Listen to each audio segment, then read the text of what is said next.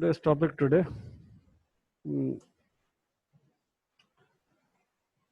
that is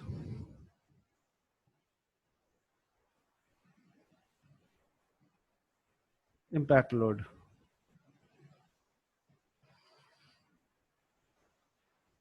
So what we have learned till now, all the loads that we see physically or that has been applied, it is already understood that all those loads will be gradually applied load. So the definition of gradually applied load is, it is a load which is applied on a body, increasing at a constant rate over a fixed time so as to attain a maximum value. So the load is gradually applied, and these gradually, the meaning of the word itself is it will be slowly applied onto the body. Now, this is all that we have know. Now there is a certain other type of load, and that is also called as uh, impact load or sudden. We have a second category, and that is called as suddenly applied load. Now, suddenly applied load is a load which is applied on a body of a constant magnitude, and it is removed after the application of load. So in sudden, if you see the case of a suddenly applied load, you can say striking of a bullet, or you are hitting a hammer onto a horizontal or a vertical surface or onto a body. So those are called as suddenly applied loads. So if you say, mm, so what is the work done? So the work done is given by P into, say, delta L. The total work done is given by P into delta L. So this can be written as P into strain into length, the initial length. Now this term is to be, this work done is equal to the strain energy stored in the body, because all these relationships are valid only when it is loaded up till elastic limits. So this is equal to the strain energy stored in the body. So what is the strain energy stored in the body?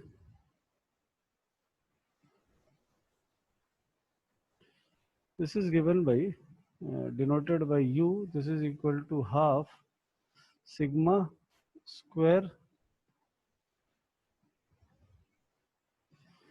by E into AL.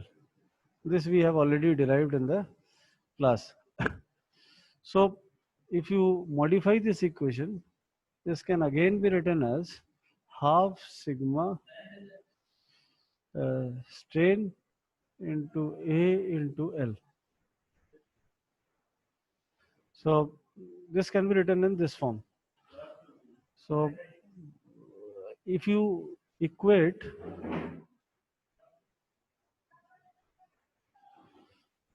work done with strain energy,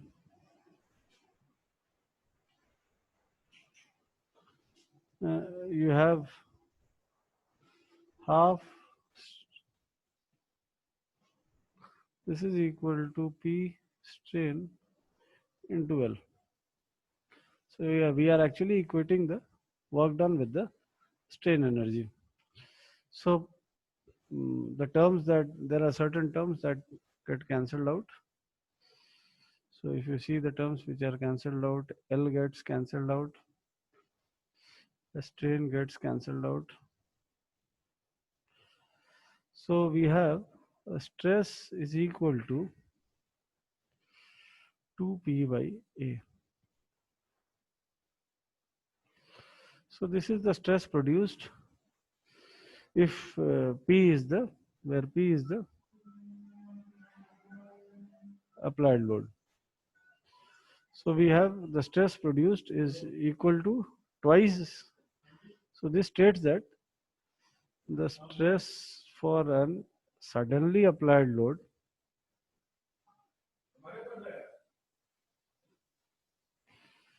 suddenly applied load for a suddenly applied load is equal to 2 times the stress for a gradually applied load. So this is the relationship for an impact type of loading. Sorry, this is the relationship for a suddenly applied load. Now there is a difference between suddenly applied load and impact load. It is only in the physical interpretation of the load. A suddenly applied load is a load which is applied on a body at a sudden instant and it is removed. Whereas if you see an impact load is visualized as a weight being dropped from a certain height. It is visualized as a weight being dropped from a height. So I give you some time. If you want, you can ask related to it and you can copy it down so that I'll rub it and we'll be discussing impact load next. If you have any doubt, you can unmute yourself and ask.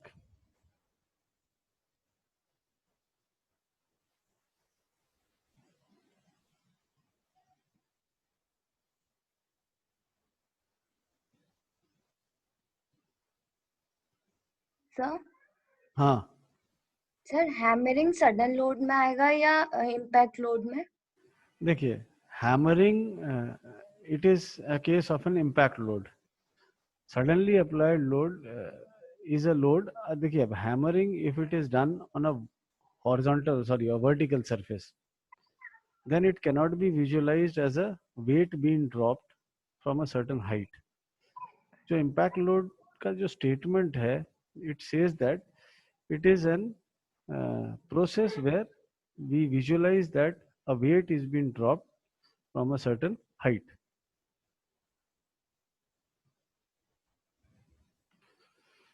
ठीक है, probably there is some problem.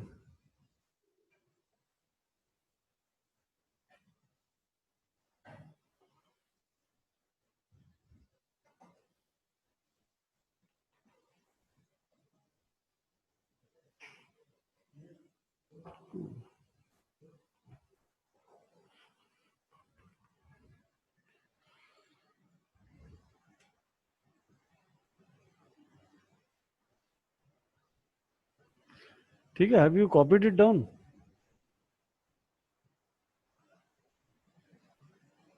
Yes, sir. So should I rub it?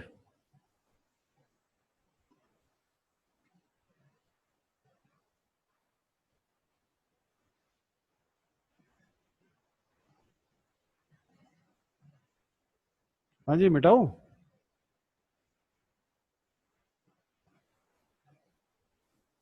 Yes, sir.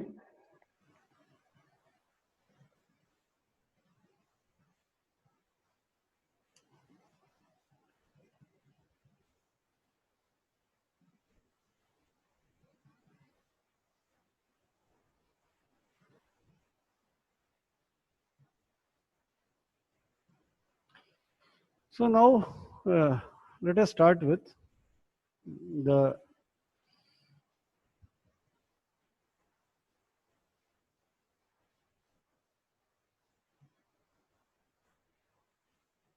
understanding of impact load. So an impact load is also called as a freely falling load. It is said as a freely falling load. So if you look at the understanding of the problem, we say that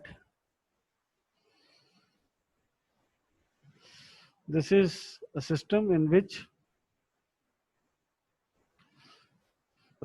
a weight of magnitude W has been suspended. Now this falls over, let us say,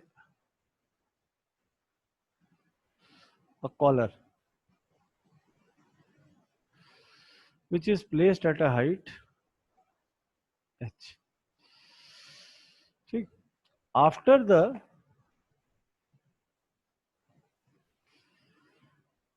body is hit by this W, it comes down. Where does it come down? It comes to this position.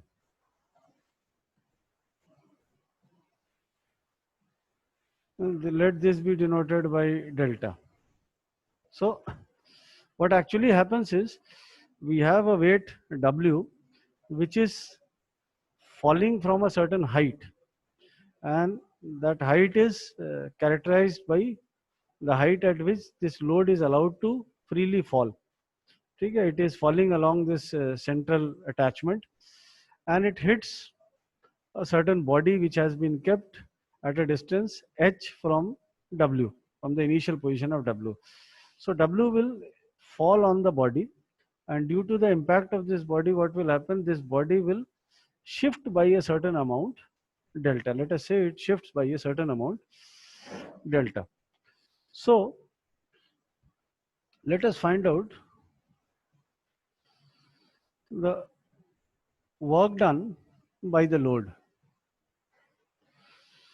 So the work done by the load is given by W into H plus delta.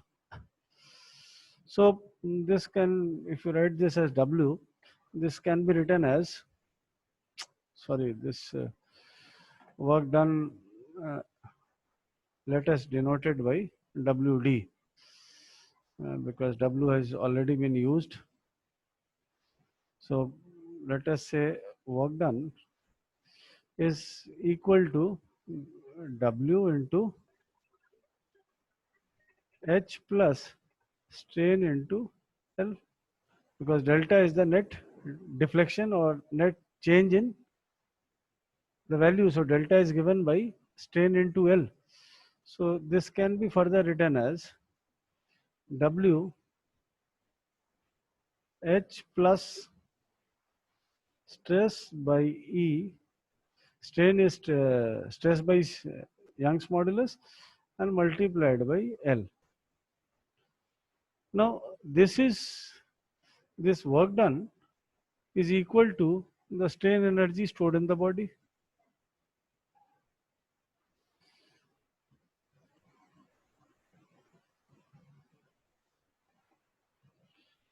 So the strain energy U is given by half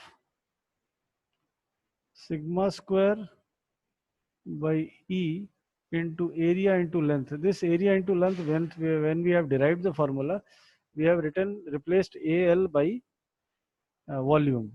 So actually we require volume in terms of area and length, so we are using it here so that some terms can be removed as and when required.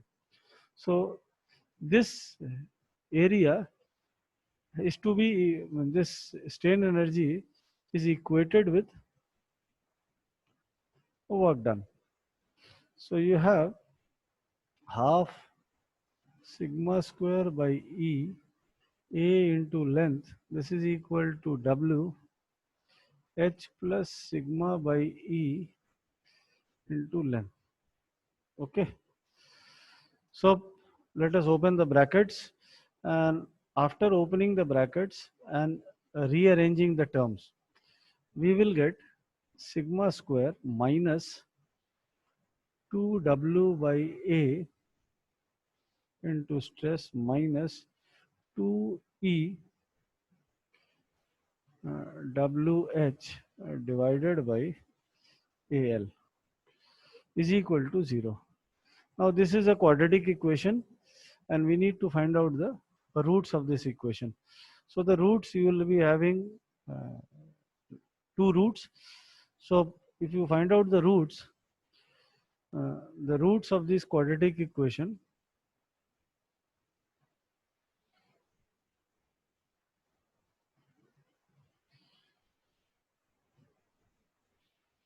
To find out the roots of this quadratic equation, we have stress is equal to half W plus minus under root 2W by A whole square plus 4 into 2 EHW by AL.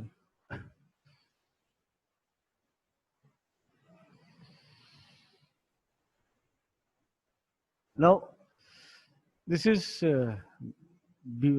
minus B plus minus under root B square minus 4AC divided by 2A.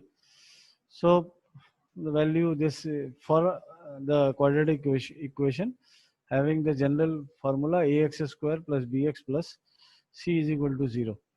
So, using that formula, we have found out the roots of the quadratic equation. Now, if you look at these roots, there are two roots, plus and minus. We will not be considering the negative one. This root is not considered the negative one. The reason is we want maximum stresses. We are not concerned with the minimum value. So this maximum stress is removed. So we will be only taking the positive magnitude represented here. Okay. So if you further reduce it, you take W out by squaring them. You arrive at stress is equal to W by A 1 plus under root 1 plus 2A EH divided by WL.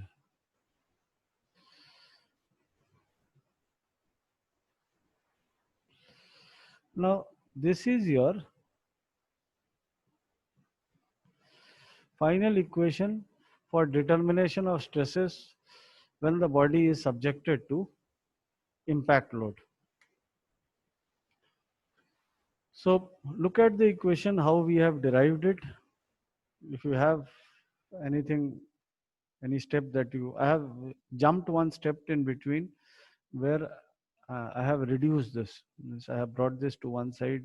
You simply need to, you have to multiply 2E and divided by AL in this equation. And finally, you arrive at this quadratic equation. So I have jumped one step just to make it presentable in a single page. And rest, everything is very simple mathematics where we have equated the work done with the strain energy. And we have tried to find out the stresses produced when the body is subjected to impact load.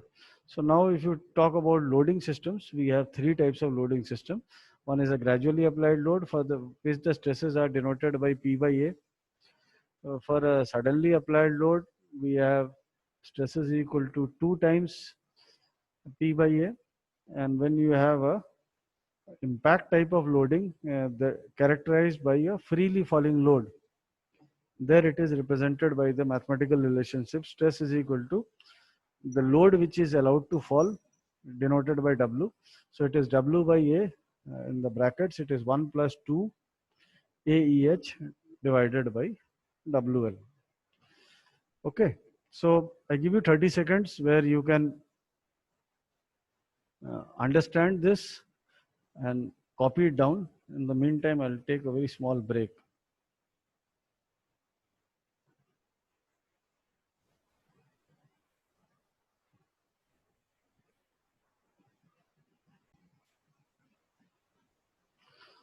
So one more small adjustment. In the case of impact load,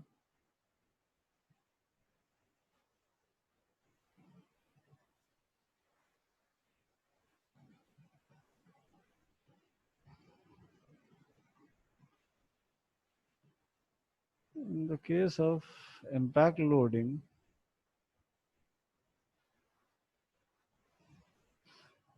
delta is generally very small.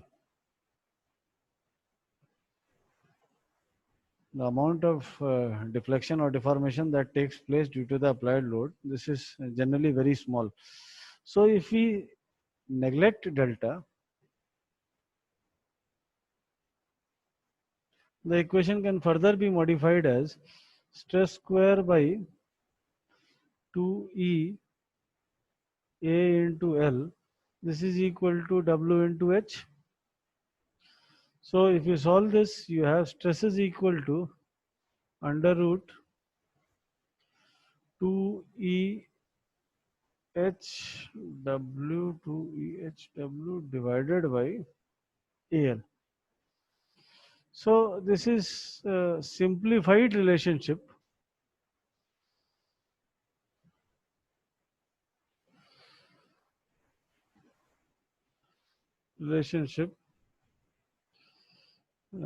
for impact stresses. So actually you are having two relationships. So if delta is negligible, or if it is mentioned or you have neglected it for any derivation purpose, so this is how again impact stresses can be evaluated.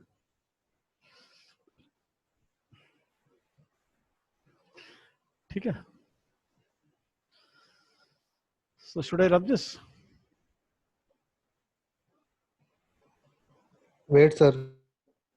बताऊं? Yes, sir. Sir, wait one.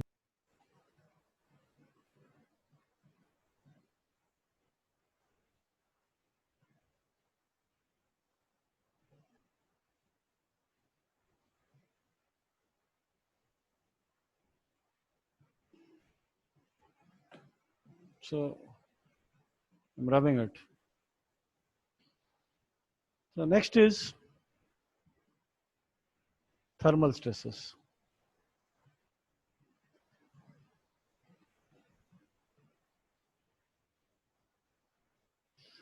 Now, thermal stresses, these stresses are caused by thermal loads. And thermal loads, what is thermal load? This is heat. Or you can say, or it is influence of temperature, because heat is measure of, or temperature is the measure of degree of hotness or coldness of the body. So you can automatically understand that when you have a body and it is heated, there are some stresses produced, and these stresses are called as thermal stresses. So there is a necessary condition for thermal stresses.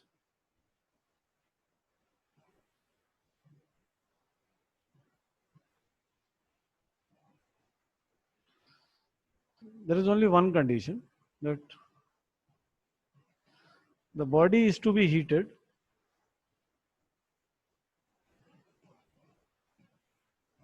and are not allowed to expand.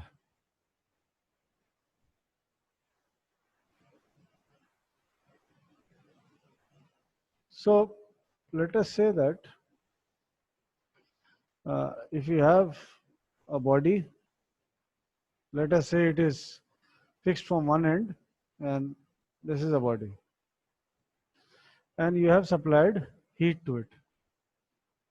So under the influence of heat, what will happen? The body will expand by a certain amount. So let us say that this expansion is made the body like this now. So when the body is heated in this condition, it is said that when the body is heated in this condition and it is free to expand in one direction, there are no stresses produced.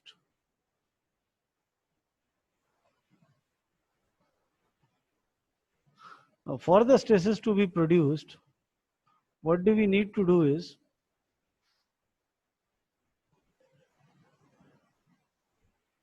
if suppose this is a body and now heat has been supplied. So if you supply heat here, due to heating of the body will expand. But there is no provision or there is no space for it to expand. So we say that when the body is heated and not allowed to expand,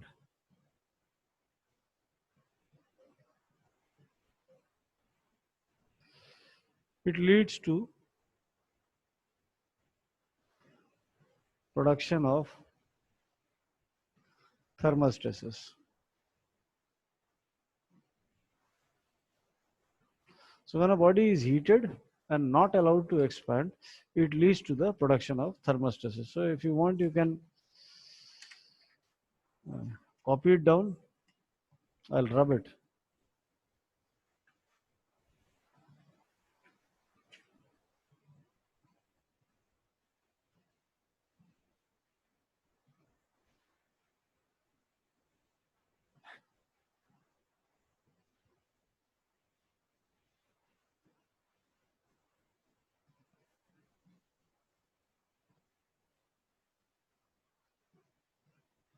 One minute, please.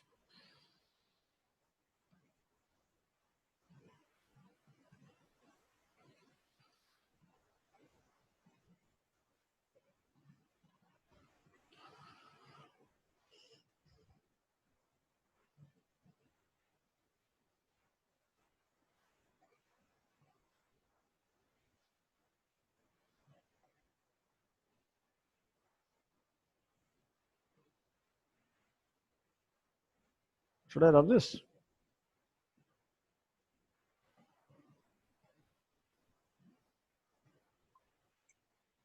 No, sir. No, sir. बता देना.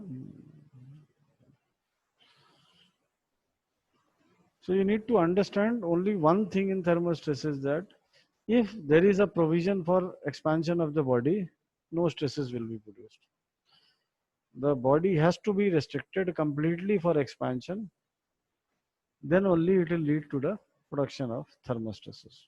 So the statement of thermal stresses is it is the stresses arising in a body due to the application of heat, and it is produced only and only when the body is heated and not allowed to expand. So if it is allowed to expand, there are no stresses produced, but there will be strain.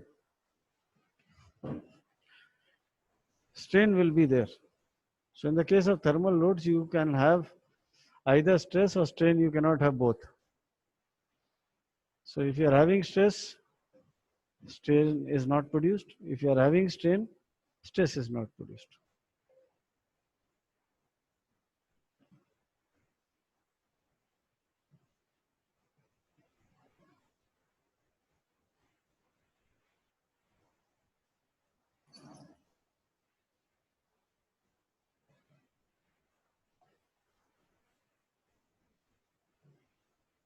Should I rub it?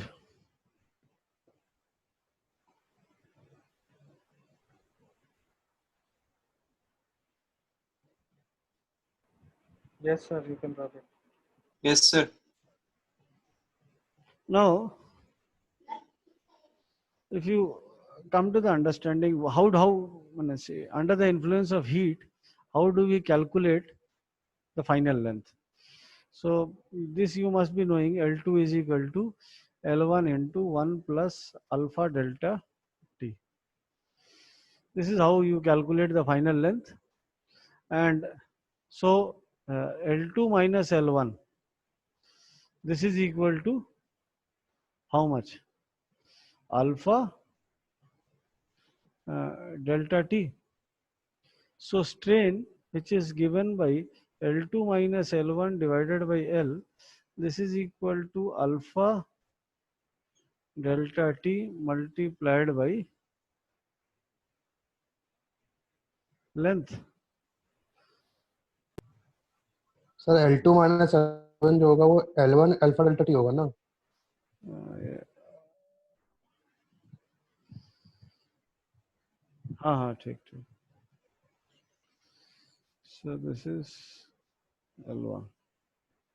Sorry. L2 minus L1. This is multiplied by L1. So from here, this L1 will be removed.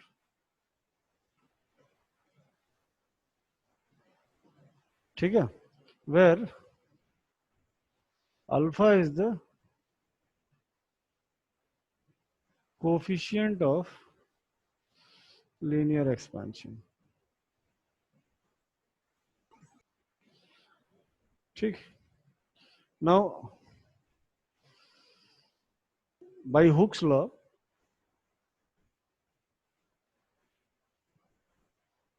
what do you have? Stress is equal to this strain into Young's modulus. So, stress is equal to alpha delta t into E. So,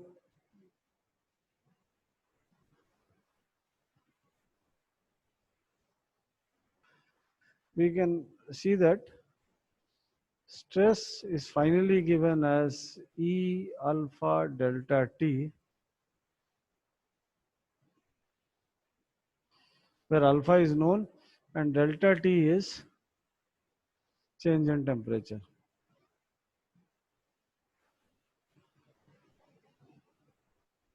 So out of thermal stresses, what we can say that when the body is restricted,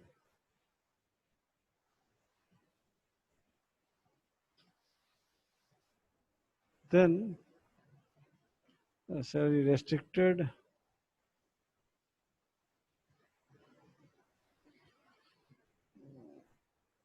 and heated, the equivalent amount of strain produced or restricted leads to the production of thermal stresses. जितना आप strain restrict करोगे उसके equivalent stresses आपको produce होंगे and those are called as thermal stresses. ठीक? So you can copy this down and let me know.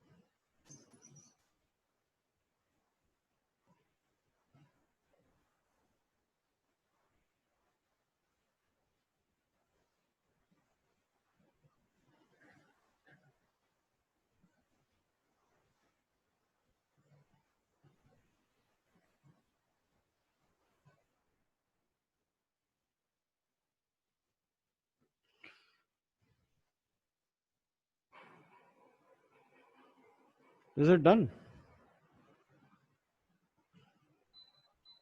Yes, sir. I'm Ramigad. कोई doubt है तो पूछ लो, डाउट नहीं है तो अभी देखते रहो. At the end of the class we'll be having a doubt clearing session for around 10 minutes. ठीक है, by the time हो सकता है कि आपको कुछ और ऐसा ख्याल आ जाए कि this could be a probable question.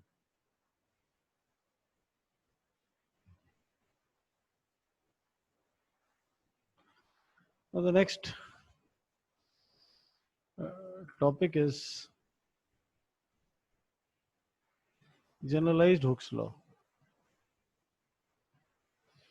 Now this you just need to have a look at it, you know the basic understanding, and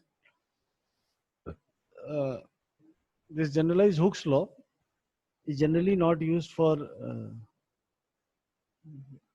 calculation of any parameter which is in your course, in your BTech course. I don't understand why this has been given to you. It is, you just need to understand that these are certain ways in which we represent the elastic constants. So in generalized Hooke's law, what is the purpose? Now, if you say there are two types of materials. One is isotropic and the other one is anisotropic. Now, we have seen that there are assumptions which have been made in your previous courses that the material is homogeneous and isotropic. So homogeneous means it is having the same chemical composition throughout, and isotropic means that the values of elastic constants of the material are same in all three directions x, y, z. Now, what is an anisotropic material? Anisotropic material is a material which does not have the same properties along all three directions. So for example, the steel that we use, that is an isotropic material, okay, and there are certain examples of anisotropic materials also, like wood. It is easier to cut along one plane, it is very difficult along another plane.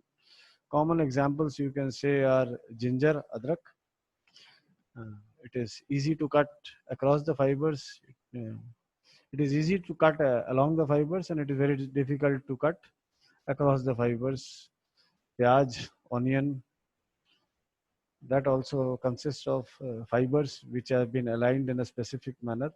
If you try to cut across the fibers, the effort required is more. If you cut along the fibers, the effort is less. So it depends upon the alignment of the fibers inside the body. So the body is uniformly aligned, like in the case of steel, it is said to be an isotropic material. So for an isotropic material, the elastic constants are same in all three directions. Now let us come to a situation where we say that the elastic constants are not same.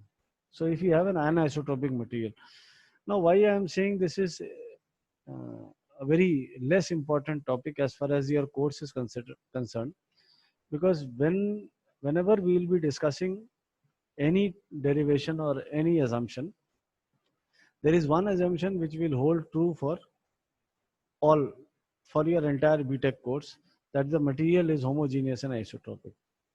So isotropic relationships are those relationships which we have been using over a period of time and we are still using.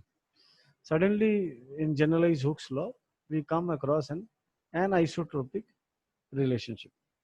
So let us say that, let us have a matrix where sigma x, sigma y, sigma z are stresses in three directions, and let us say tau xy, tau yz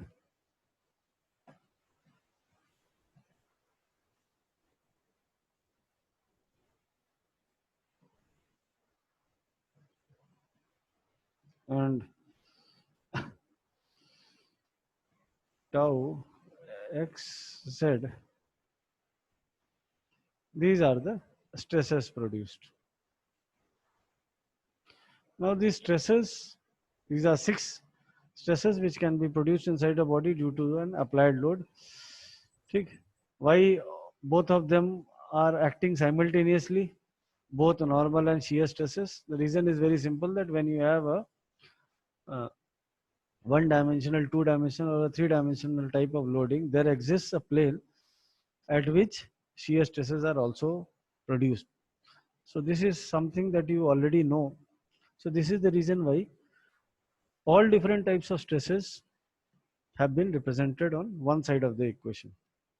Now coming to the other side of the equation, let us say we have elastic constants E11, E12, E13 until E16. So similarly, if you go down, it is E21. Coming down, we have E61, and here we have E66.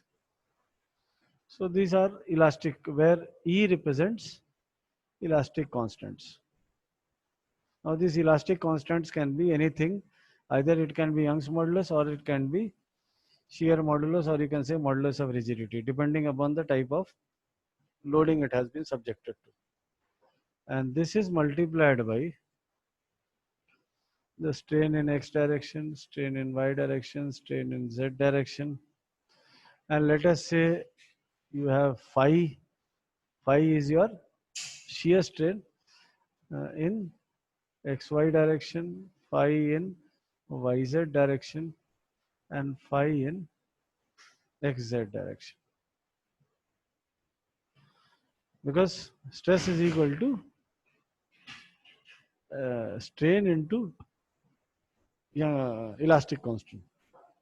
So by Hooke's law, we have found this equation.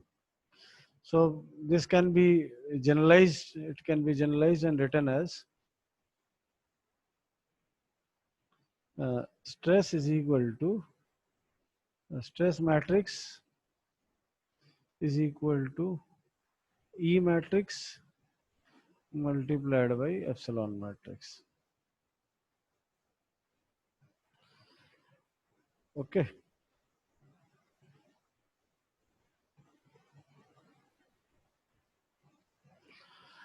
So if you further see that strain in x direction is given by sigma x by E minus mu in xy plane into sigma y by E minus mu in xz plane sigma z by E. So similarly, you can find out strain in y direction, strain in z direction. Now phi of xy can be written as tau xy given divided by g of xy plane. Phi yz is given by tau yz divided by g of yz. Similarly, phi xz is given by tau xz divided by g xz, where this phi is shear strain, this g is modulus of rigidity, and this tau is shear stress. So this is the relationship that we know, that we understand. Okay. Now, have you understood till here?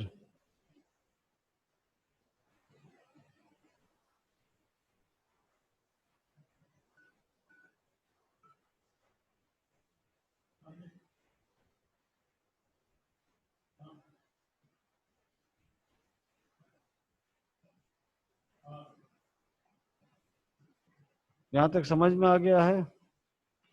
It's well and good.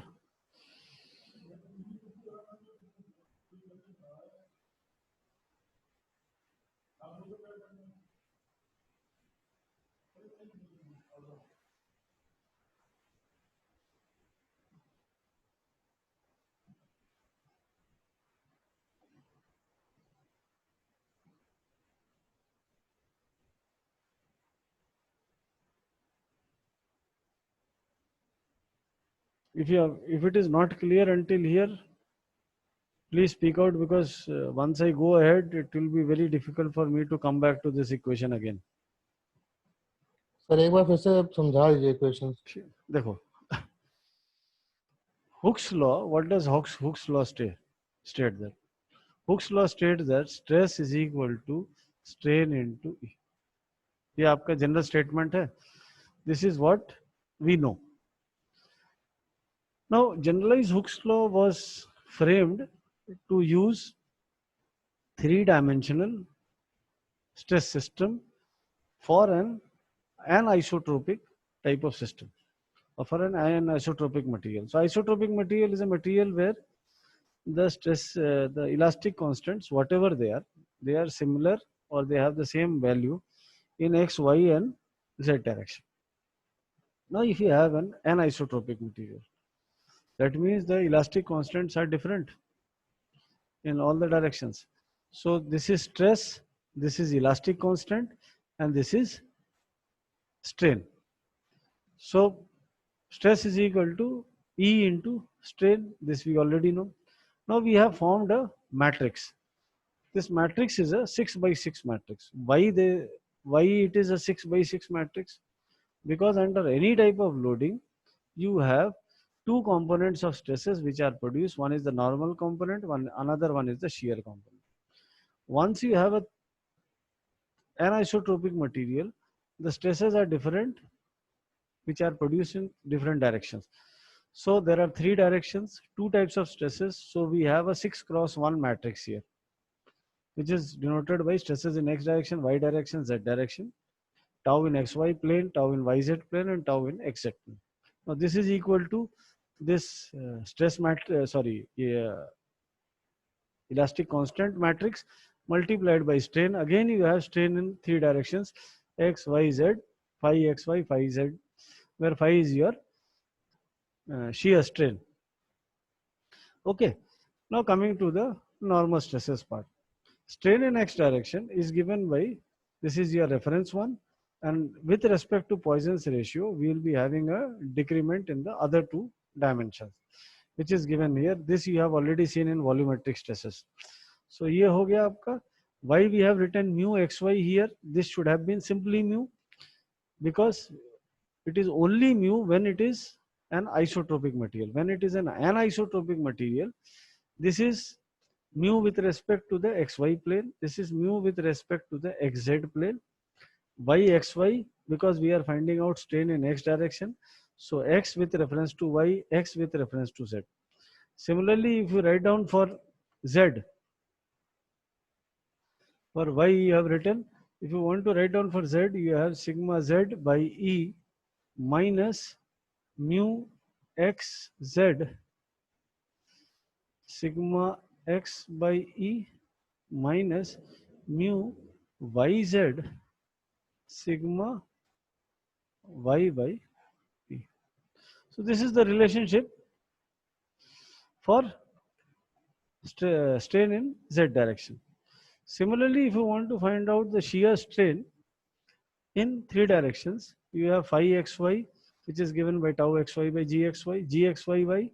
This is the shear modulus or modulus of rigidity in xy plane, similarly in yz plane, similarly in xz plane. So this is the basic understanding of all these stress systems and all elastic modulus. So this entire frame holds good for an isotropic material. Now we'll see how it can be converted to an isotropic material. So if it is done, should I rub it?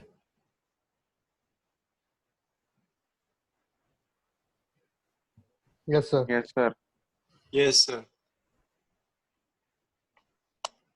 Now, the previous relationship that we have seen, it holds good for all anisotropic material. Now, for isotropic materials,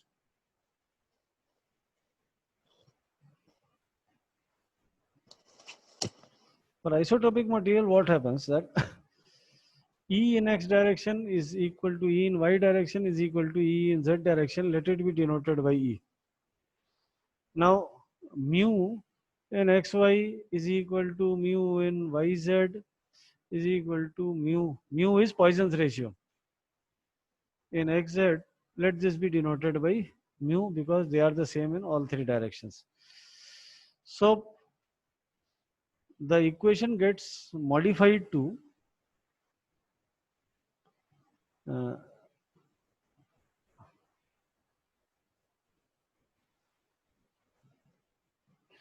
if you want to find out strain, so strain in x direction, strain in y direction,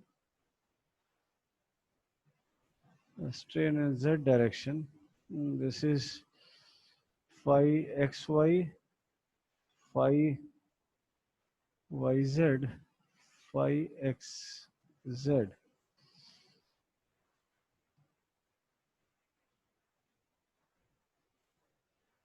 This is equal to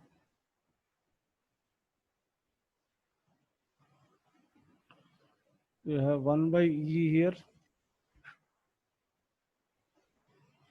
Okay. You have 1 minus mu 1, 2, 3. 1 here minus mu 1, 2, 3. We have 1 here, 0,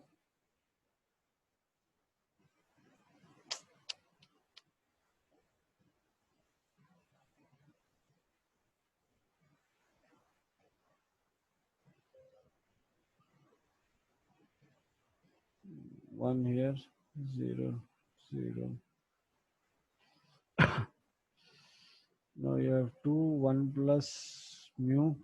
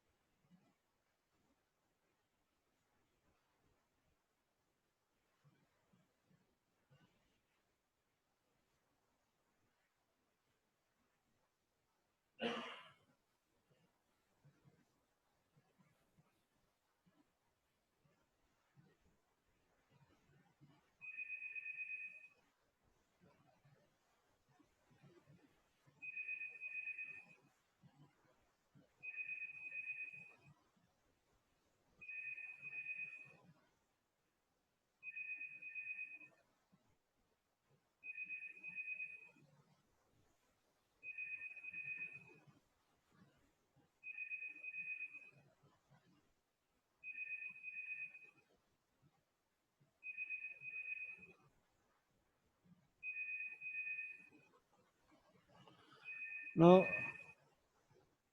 this is done as G is equal to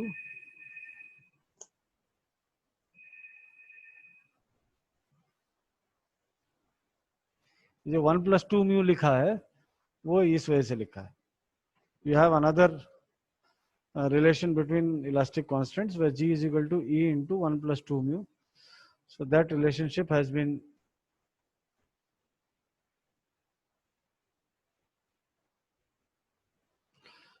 used and this equation has been modified. Now this is symmetrical about this line because the proportionality constants have been modified for isotropic materials. If this would have been an anisotropic material, what we had written in the previous page, that would hold true.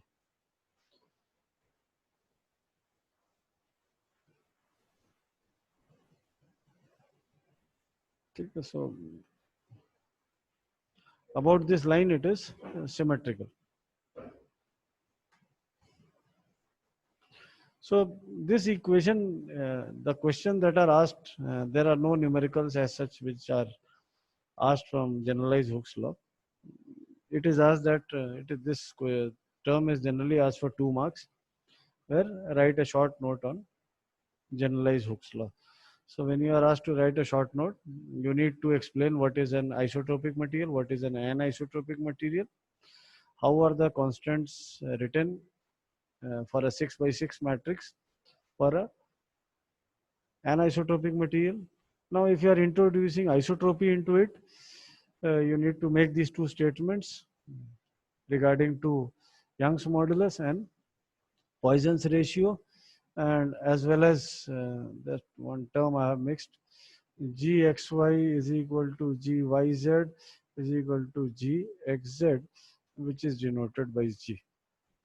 So if it is an isotropic material, then these elastic constants are same in all 3 directions. And then we have found out the strain, normal strain as well as shear strain. The equation, if you look at this matrix is called as your elastic modulus matrix. This matrix is symmetric about a line. Why it is symmetric? Because all these 3 values have been taken as to be equal to each other for an isotropic material. If this would have been an anisotropic material, then you would not have got a symmetrical matrix. The values would have changed. So by knowing the stresses and with the help of this generalized Hooke's law, if you form the matrix, you can calculate the strain in x, y, z direction as well as the shear strain in x, y, y, z and x, z plane. So whenever this question or this term is being asked, it is asked for not more than 2 marks. Another thing that I would like to tell you is that it is not that the physical significance of this generalized Hooke's law lies in only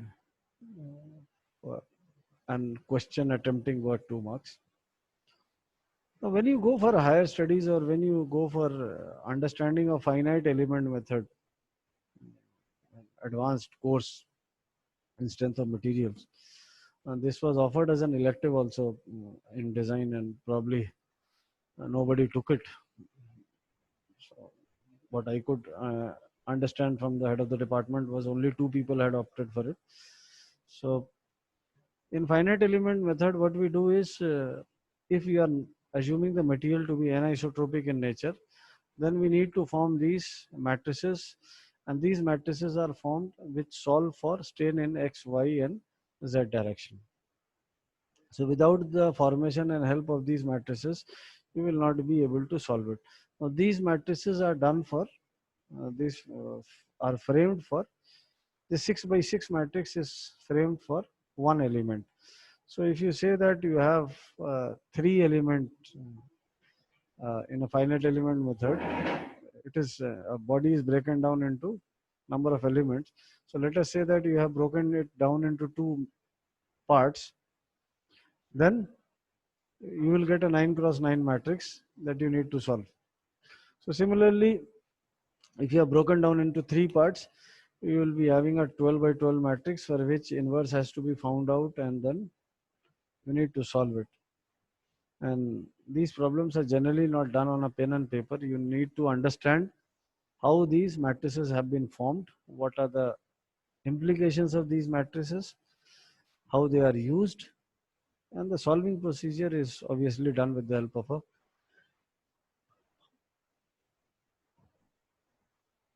computer, where you need to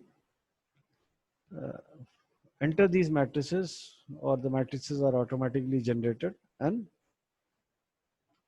inverse etc. are calculated, and you find out the stresses in x, y and z direction. So the problems related to generalized Hooke's law, wherever you study, let it be BTech, MTech or PhD level investigations, this will always be done with the help of either a software or a computer. These problems are not to be solved manually. You just need to have an understanding of the term why this has been modified to this form, when this has to be used, and when the other one has to be used. So probably if you have understood, well done. If you haven't understood, you always have an option of asking. You can ask. I don't mind repeating the same thing number of times until unless it is understood by everybody of you.